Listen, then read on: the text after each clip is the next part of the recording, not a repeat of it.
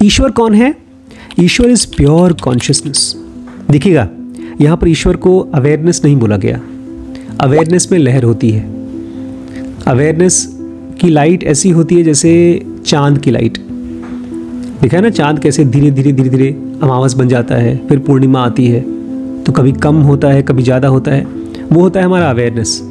कभी बेहोश हो जाते हैं, कभी बहुत फ्रेश होते हैं, कभी थके हुए होते हैं। लेकिन ईश्वर क्या होते हैं? वो अवेयरनेस नहीं होते, वो सूरज की तरह होते हैं, प्योर कॉन्शियसनेस।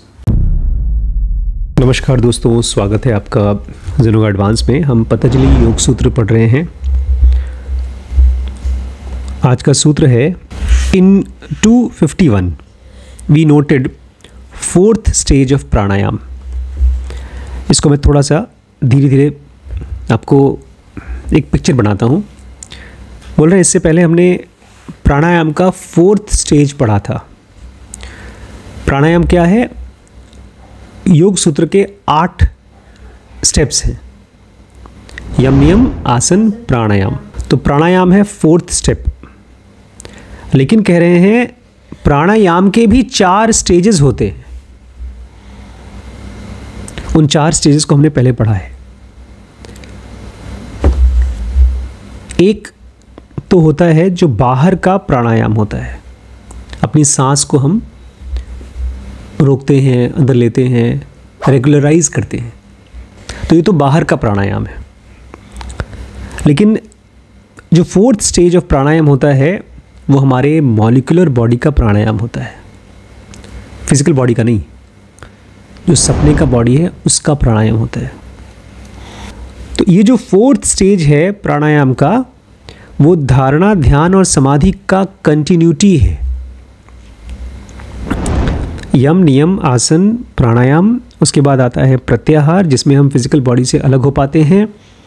उसके बाद होता है धारणा, ध्यान और समाधि। तो ये जो प्राणायाम का फोर्थ स्टेज है वो एक तरह से फिजिकल बॉडी से हट करके, क्योंकि धारणा, ध्यान और समाधि फिजिकल बॉडी का नहीं होता। ये जो हम बातचीत करते हैं, ध्यान से पढ़ो, ध्यान करो, मेडिटेशन करो, ये फिजिकल बॉडी का नहीं होता। ये केवल हमारी भाषा में हम यूज़ करते हैं इन शब्दों को। कोई दुनिया में जानता ही नहीं समाधि क्या होता है, क्योंकि जो आदमी समाधि जानता है वो इस दुनिया का नहीं रहता। तो कह रहे हैं जो फोर्थ स्टेज है प्राणायाम का, वो धारणा, ध्यान, समाधि का कंटिन्यूटी है। और ये सब चीज़ जो योग सूत्र को पढ़ना और प्रैक्टिस करने का जो अल्टीमेट पर्पस है वो है अपनी चौथी स्टेट को एक्सपीरियंस करना। और उसका नाम दिया है साधुओं ने तुरिया, या रियलिटी, या तो सत्यम नाम दिया है उसको। और ये जो तुरिया स्टेट है, ये हम जो अभी जी रहे हैं इनके जैसा नहीं होता। It is not the continuation of these 3 states. अभी हमारी तीनों स्टेट हैं, ये अभी जो जी रहे हैं उसको बोलते हैं वेकिंग, जगना। जब सोते हैं तो उसको बोलते हैं स्लीप। और एक तीसरी स्टेट होती है जिसको हम देखते हैं सपने में, सपना। सपना और नींद, गहरी नींद में दोनों फ़र्क है ना। सपने में अपने आप को कुछ न कुछ अनुभव देते हैं और गहरी नींद में कोई एक्सपीरियंस नहीं होता। और फिर आता है तीसरा, जगना। इन तीनों से अलग होता है। It is not continuation of these 3 states. इससे समझिए, जब हम उठ जाते हैं तो हम बोलते हैं वो सपना था। जैसे ही हम अपने रात को देखे हुए अनुभव को सपना कहते हैं तो हम उसको निगेट कर रहे हैं। हम बोलते हैं वो सच नहीं था। सपना मतलब जो सच नहीं था। ठीक ऐसे ही जो तुरिया स्टेट है वो कहता है ये फिजिकल स्टेट एक्सपीरियंस जो जगना हुआ, और जो हम सो रहे थे वो, और स्वप्न चीज़, ये तीनों नेगेट कर देता है। इसलिए जिन्होंने भी समाधि पाई है, तुरिया में गए हैं, वो कहते हैं दुनिया माया है, झूठ है। That which negates these 3 states. इसको हम कल्पना नहीं कर सकते। जैसे सोते समय हम जगने को कल्पना नहीं कर सकते, इसी तरह से जगते समय हम तुरिया को कल्पना नहीं कर सकते। समझ सकते हैं, और समझ करके हम अपने आप को रोज़ और शांत कर सकते हैं कि जैसे जैसे हम शांत होते जाएंगे वैसे वैसे हम तुरिया के पास पहुंचते जाएंगे। अगर आपने संयम सीख लिया तो होता है लाइट, आपके अंदर में लाइट चमकती है। The shining fourth of light, जो अंदर की रोशनी है डिवाइन फ्रैगमेंट की, जो भी अंदर ही है, बाहर हमको नहीं दिखती, वो चमकने लगती है, बाहर आ जाती है। संयम मतलब पेशेंस? नहीं, संयम खाली पेशेंस नहीं होता। संयम होता है जब धारणा, ध्यान और समाधि एक सिंगल सीक्वेंशियल एक्ट होता है। ये बहुत ही एडवांस स्टेट है। इसको ऐसे हम लोग समझने की कोशिश कर रहे थे कल। हाँ, एग्जाम्पल दिया था हम लोगों ने एक स्पोर्ट्समैन का या एक बहुत ही एडवांस्ड सिंगर का। जब कोई आदमी खेलता कूदता है तो कुछ लोग हैं जो खाली मौज मस्ती के लिए खेलते हैं, जैसे श्रीश खेल रहे हैं या तो आप गाना गा रही हैं। लेकिन अगर इसी में से किसी को लगता है नहीं, मुझे तो एक नेशनल इंटरनेशनल प्लेयर बनना है, तो प्रैक्टिस करना शुरू कर देता है और खेल के बारे में खोज करना शुरू कर देता है। फिर ऐसा इंसान आसपास के लोग देखते हैं, जैसे उसके हम लोग पेरेंट्स हैं तो हम उसको देखते हैं और हम कहेंगे यार हमारे बच्चे में टैलेंट है, इसको और सिखाओ। तब इसको ले जाते हैं कोच के पास। बहुत से बच्चे जो इंटरनेशनल प्लेयर्स बने हैं उनके पेरेंट्स दूसरा शहर चले जाते हैं। जैसे अगर श्रीश या आप या वैभव के अंदर में कोई स्पोर्ट्स का या कोई बहुत ही अच्छा टैलेंट होता तो मैं और रिम्पी मजबूरी में आपको ले जाते यहाँ से दिल्ली या बम्बई, या अगर हम अफोर्ड कर सकते तो फ़ॉरेन ले जाते, ताकि हम आपको वैसा प्लेयर बना सकते हैं। तो यहाँ पर भी कह रहे हैं अगर आप अपने स्पिरिचुअल लाइफ को प्रोग्रेस कर रहे हैं, काम कर रहे हैं, तो एक पॉइंट के बाद आपको गुरुदेव डिवाइन फ्रैगमेंट आपके कोच बन जाते हैं, डायरेक्ट कोच। तो वो है संयम, जहाँ पर धारणा, ध्यान और समाधि आप कर पाते हैं। तो पहली स्टेज में तो आप उसके लिए तैयारी करते हैं, लेकिन एडवांस स्टेट में आप धारणा, ध्यान, समाधि कर भी पाते हैं, अपने आप आपके अंदर होता है। इसलिए संयम बहुत आसान नहीं है, इसको हम लोगों को और अच्छे से समझना होगा। इसका अगर कहीं और रेफरेंस दिया गया तो उसको फिर से रिवाइज करेंगे हम। जब आपके अंदर में संयम आता है तो आपका अंदर से लाइट चमकती है, बाहर आती है। आज इंसान पूरी दुनिया में जब भी समाधि शब्द यूज़ करते हैं तो बहुत ही आराम से फ्रीली यूज़ करते हैं और बहुत कम समझा जाने वाला शब्द है, इनफैक्ट गलत समझा जाने वाला शब्द है। इसीलिए बहुत सी किताबों ने अलग अलग टाइप की समाधि डिस्क्राइब की गई, क्योंकि लोगों को समझ में नहीं आता ना।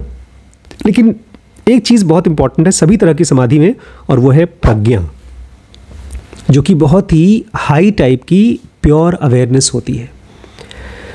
इससे एक बात समझ जाइए कि जो अभी हमारे पास है वो अवेयरनेस है, लेकिन बहुत लो टाइप की अवेयरनेस।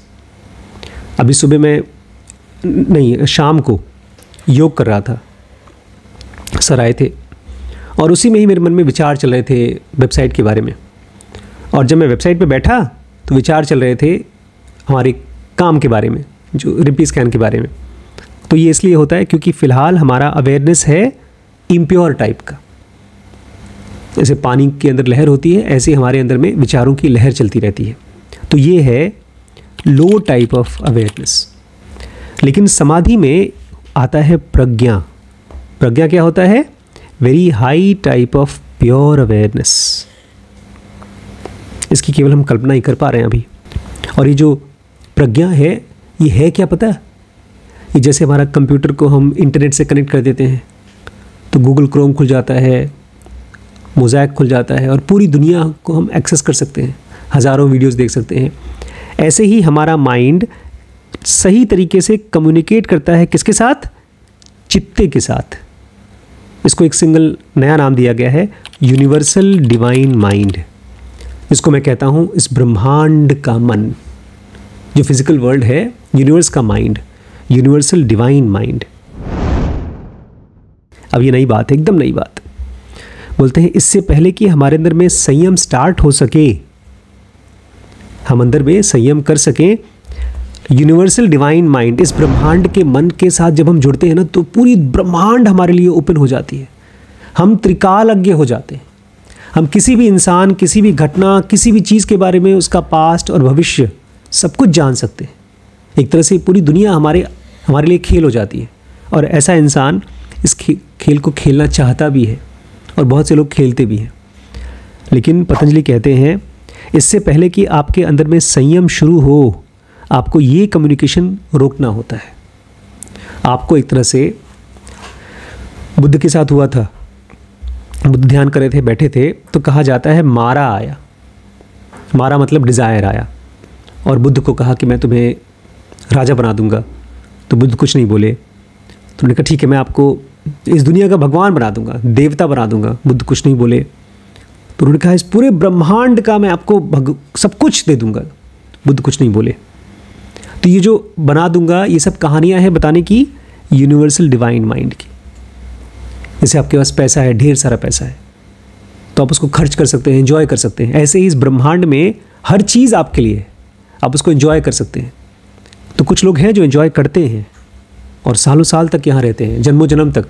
लेकिन उन्हीं में से कुछ हैं जो और आगे आना चाहते हैं, फ्री होना चाहते हैं इस फिजिकल वर्ल्ड से। तो वो संयम को प्रैक्टिस कर पाते हैं। तो संयम को प्रैक्टिस करने से पहले आपको क्या करना होगा?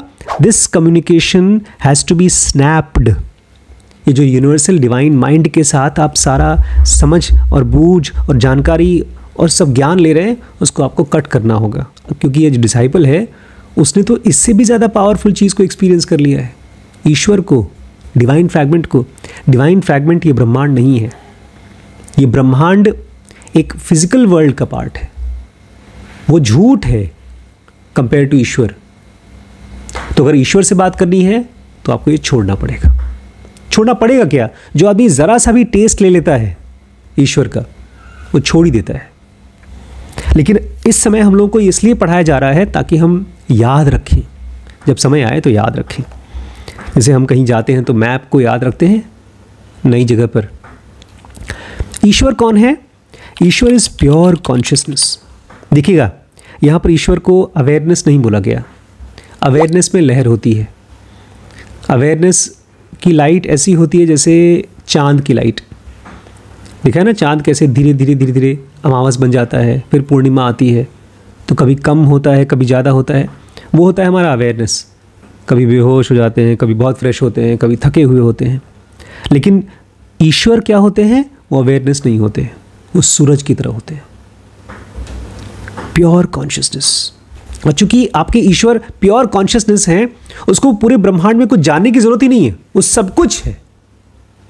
इसलिए प्रज्ञा को भी साइड रख दिया जाता है। यूनिवर्सल डिवाइन माइंड के साथ जो कनेक्शन है उसको भी सेट असाइड कर दिया जाता है। क्योंकि एक आदमी ने अपने अंदर में ईश्वर की चमकती हुई रोशनी को एक्सपीरियंस कर लिया है। अब इतना लाइट की बात हुई है तो डार्कनेस की भी बात हो जाए। बदकिस्मती से हम लोगों ने, इंसानों ने हमेशा अनंत काल से ज्ञान को लाइट के साथ इक्वेट किया है, रोशनी के साथ ना। हमारे अंदर में प्रज्ञा खुली, अंदर की रोशनी जगी। तो अगर आपने लाइट को समझ के साथ, एनलाइटमेंट के साथ जोड़ा है तो अच्छी बात है। लेकिन जब आप ईश्वर को एक्सपीरियंस करेंगे तो लाइट जैसा नहीं होता, वो होता है इंकी ब्लैक डार्कनेस। ऐसा अंधेरा जिसको आप आंख बंद करके देखते हैं, उसके पार कुछ दिखता नहीं है। ये फिजिकल वर्ल्ड में चीज़ें ऑब्जेक्टिव हैं, आप देख सकते हैं, परसीव कर सकते हैं, लेकिन सत्यम को कोई नहीं देख सकता। सत्यम ऑब्जेक्टिव नहीं है। इस ब्रह्मांड में सबसे बड़ा टेलीस्कोप, सबसे पावरफुल इंसान या कोई भी जीव जंतु हो, सब कुछ देख सकता है फिजिकल वर्ल्ड में, लेकिन किसको नहीं देख सकता? सत्यम को। सत्यम अंधेरा नहीं है, सत्यम देखा नहीं जा सकता। इसलिए धीमे धीमे आगे, पहले भी हम पढ़ चुके हैं, आगे भी पढ़ेंगे दोबारा।